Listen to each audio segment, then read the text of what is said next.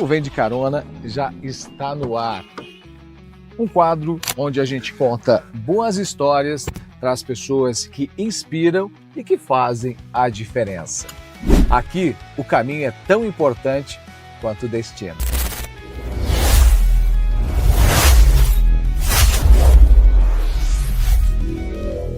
O Vem de Carona tem o patrocínio da Kaiô Mitsubishi Motors de Chapecó.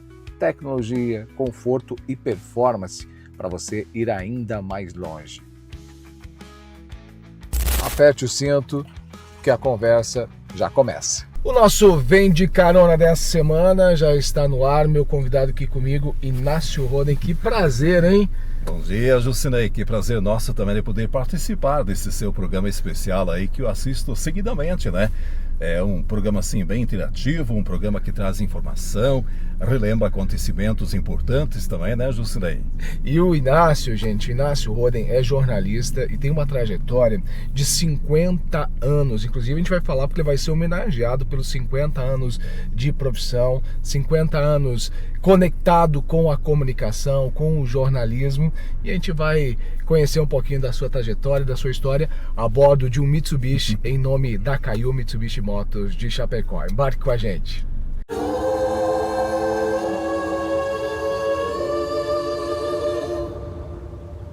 Luxurious.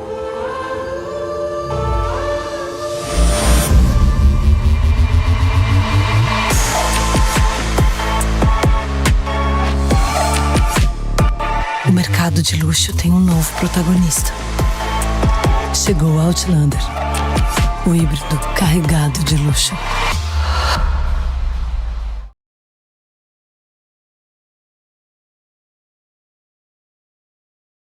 Que 50 anos, quando se olha para trás, esses 50 anos de profissão, de carreira, o que vem na tua mente? Assim, o que você pensa? Pois é, quando a gente começou era bem novinho, né? Novinho em folha. Hoje já estou um pouco usado, experiente, né? O que acontece é que a gente sempre pensa que o tempo não passa, né? Mas passa mesmo, passa voando esse tempo. Então aproveitem bem o tempo, que é num piscar de olhos que você já chegou aí nos 50 anos, né? Foi bem rápido mesmo, né? Muita mudança, Inácio. Obviamente a comunicação, a tecnologia, ela avançou muito nos últimos anos. E, olhando para trás de 50 anos, provavelmente você viu muita coisa acontecer. Muita coisa, né? Desde o vinil, né? O disco bolacha, que o pessoal conta também, né? Até hoje o computador, as mídias, né? Tudo Sim. Isso aí evoluiu muito, né? A parte de apresentações também mudou o estilo um pouco também, o estilo de apresentar os programas, as músicas também, tudo isso alterou. Mas o mais importante, né, que eu vejo nessa mudança toda é essa tecnologia, né? A tecnologia facilitou, né? E muito. Olhando para trás, você começou no rádio já como jornalismo ou não necessariamente como jornalista? Não necessariamente como jornalismo ainda, né? Eu comecei a trabalhar numa rádio em Itapiranga, no caso. Itapiranga, aqui no extremo oeste de Santa Catarina, há 50 anos atrás, né? Aí eu comecei a aprender a trabalhar, né? Fazia de tudo um pouco, desde a parte técnica, né? A parte de sonoplastia também, né? Sonoplastia, daí comecei a fazer locução, né? E logo comecei a trabalhar, já comecei a fazer locução praticamente, né? E depois então fui evoluindo, né? Comecei a apresentar os noticiosos, né? Que tinha de hora em hora.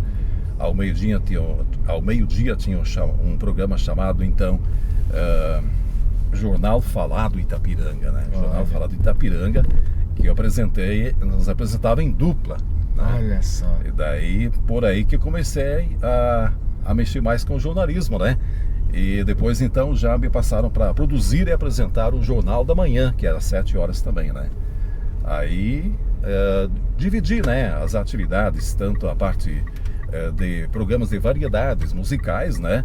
E com a apresentação e depois também a produção de programas jornalísticos, né? Foi aí que nasceu esse desejo, essa paixão pelo jornalismo, porque você continuou fazendo locução, Exato. Até hoje, mas as duas atividades estão ligadas. O jornalismo você faz locução, mas o jornalismo dá para dizer que nasceu lá atrás com essa apresentação inicial? Exatamente, porque o jornalismo é a fonte da informação dentro do rádio, né? E não só de músicas vive o rádio, né? Nem de comerciais. É importante essa parte comercial para sustentar.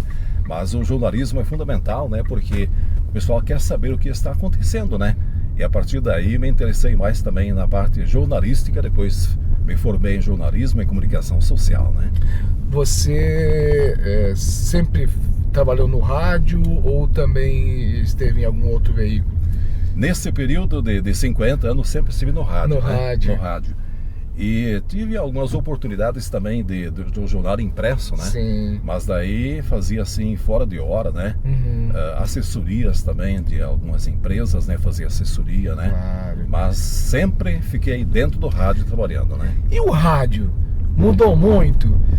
Teve um período que chegaram a dizer que com a chegada da internet, que o rádio, que a televisão poderia até morrer.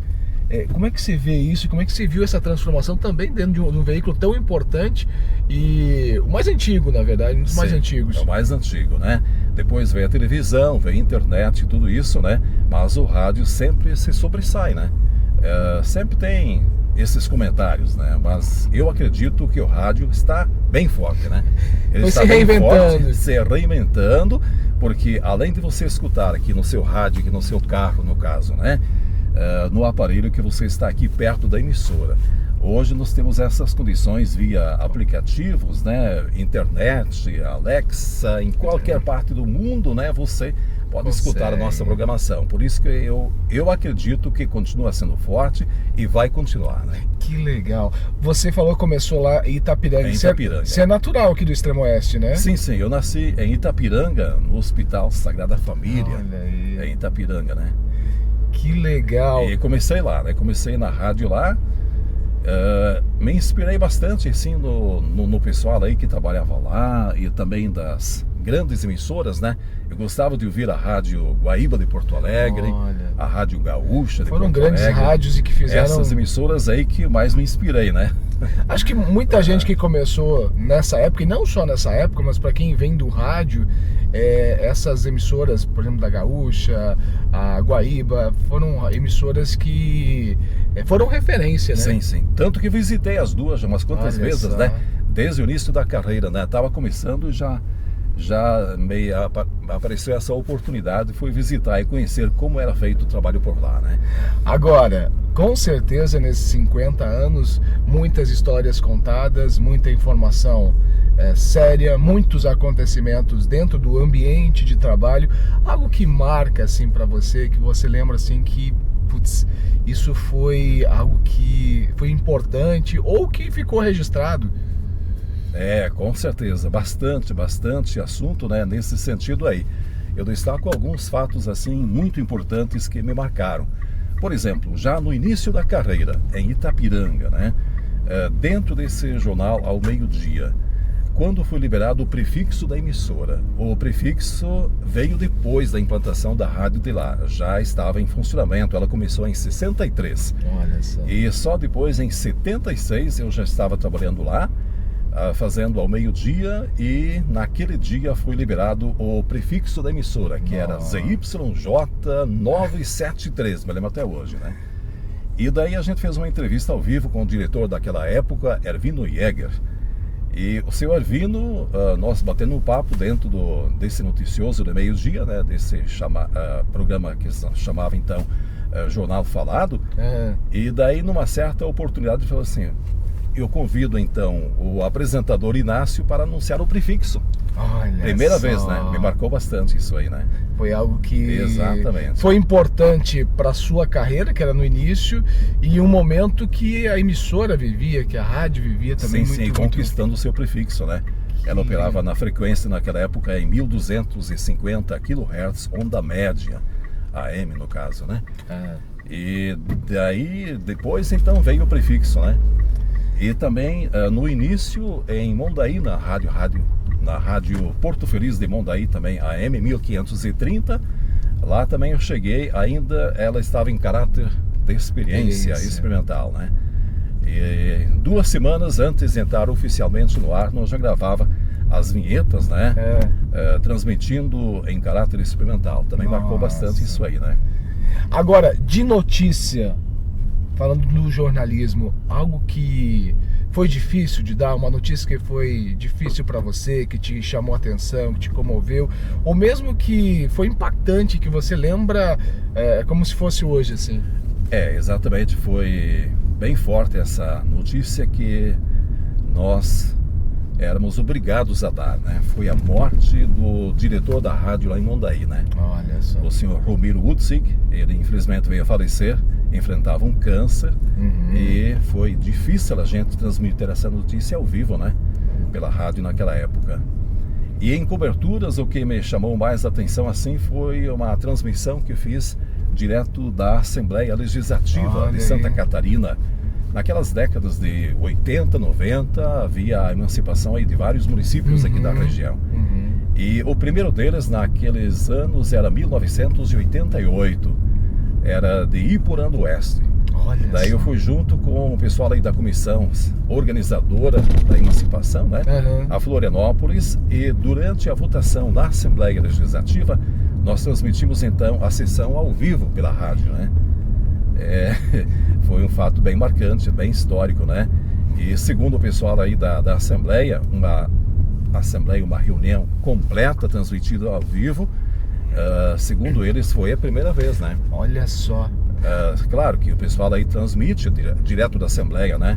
Mas assim, uma sessão inteira foi a única primeira. E a gente tá falando de uma época que realmente tudo era mais difícil. Hoje, para você fazer uma transmissão, você faz de qualquer lugar do mundo com muito mais praticidade.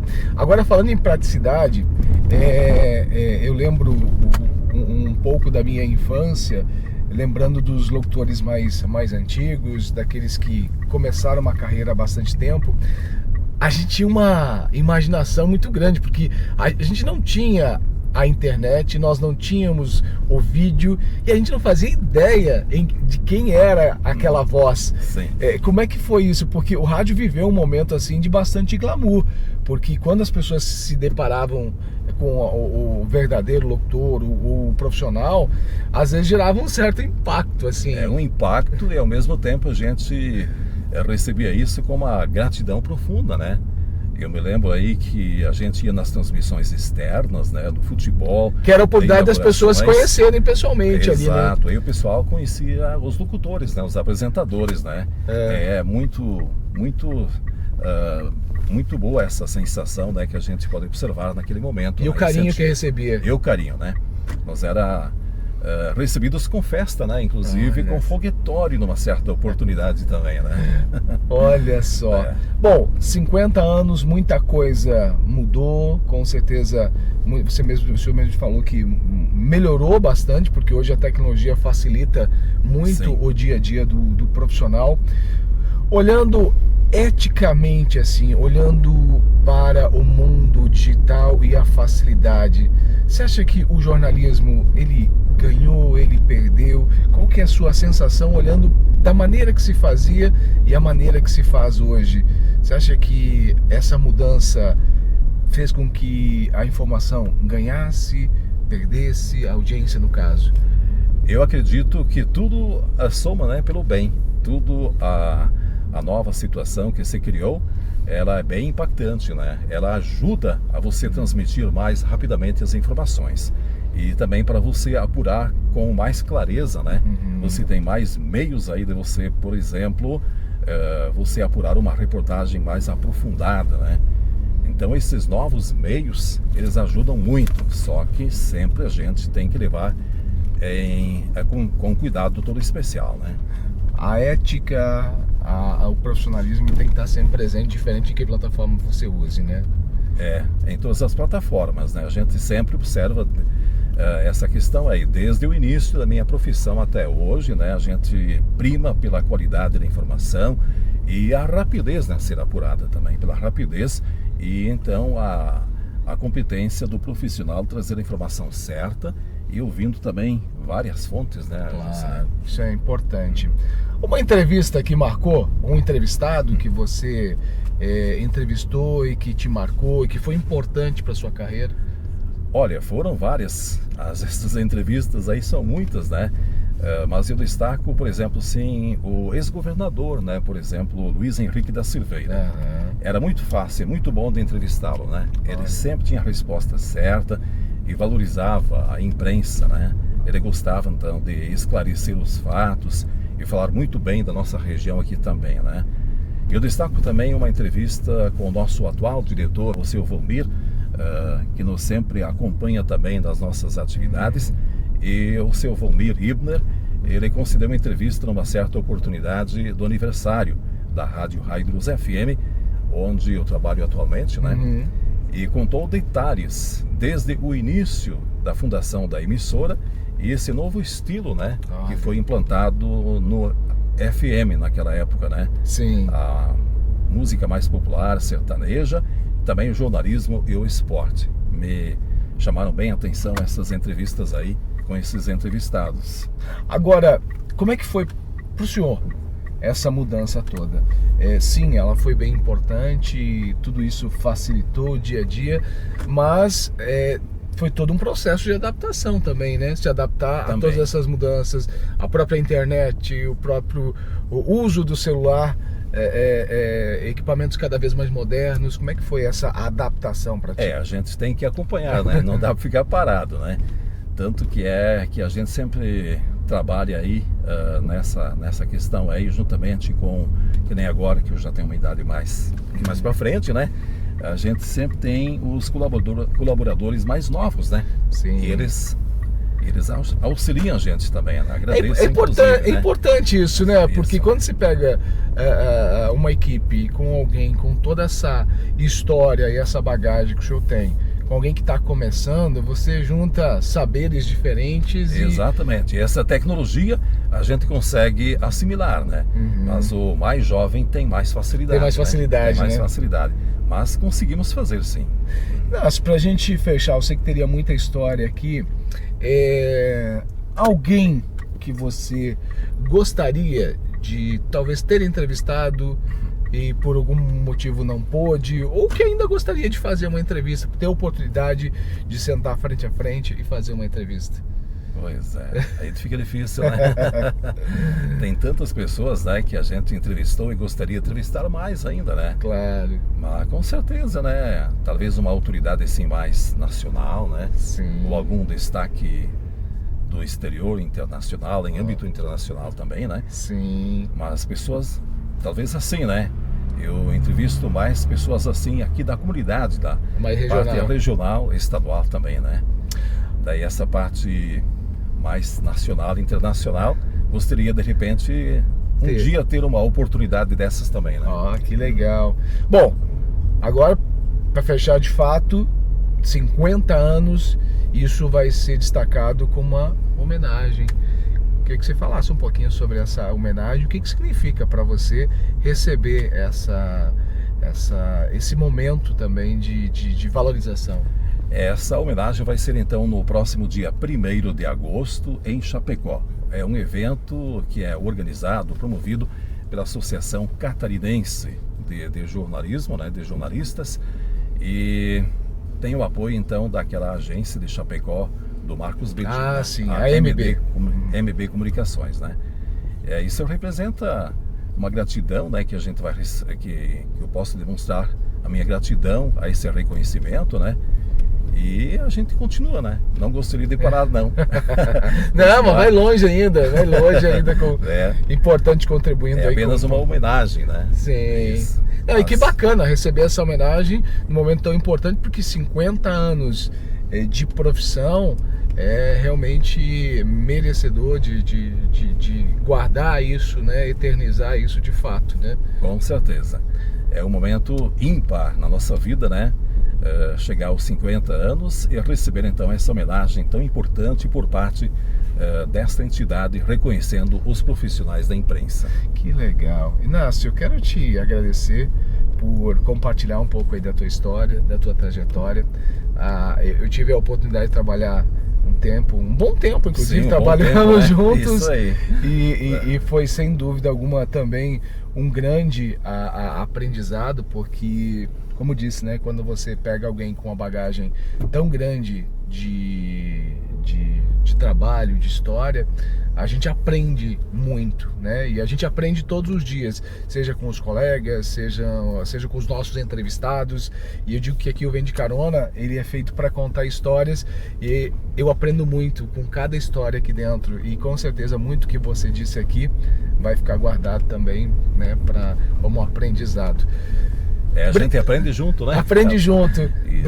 Obrigado por compartilhar. Sempre. Desejo para você ainda muito sucesso, muitos anos de profissão, que continue comunicando, levando informação, seja regional, e que o desejo de entrevistar alguém no aspecto nacional e internacional ainda caia aí para você poder... Por exemplo, assim, entrevistas de artistas nacionais a gente fez muitos, né? Sim, mas sim. assim, de alguma personalidade, assim, que marca a sociedade, por exemplo, política ou também da medicina, né? Seria interessante, né?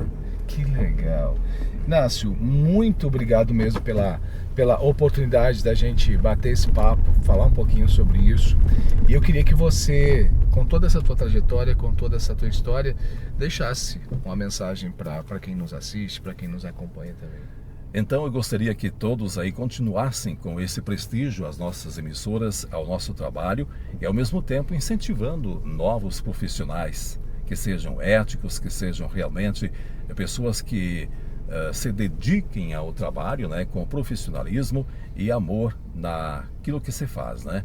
Porque eu acredito que a informação tem que ser apurada. Essa é a melhor definição do jornalismo, a informação apurada nos seus detalhes, Jusinei. Inácio, muito obrigado. Obrigado. Parabéns pela história, pela trajetória.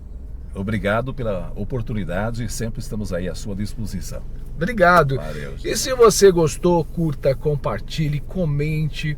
Se não se inscreveu no nosso canal do YouTube, se inscreva também. Siga a gente no Instagram, porque toda semana um convidado embarca compartilhando um pouco da sua história, da sua trajetória, em nome, claro, da Kaiô Mitsubishi Motors. A gente espera na próxima semana com mais uma história.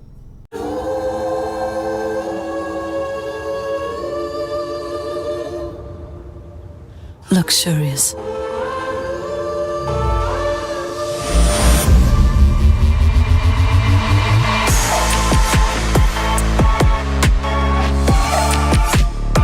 O mercado de luxo tem um novo protagonista.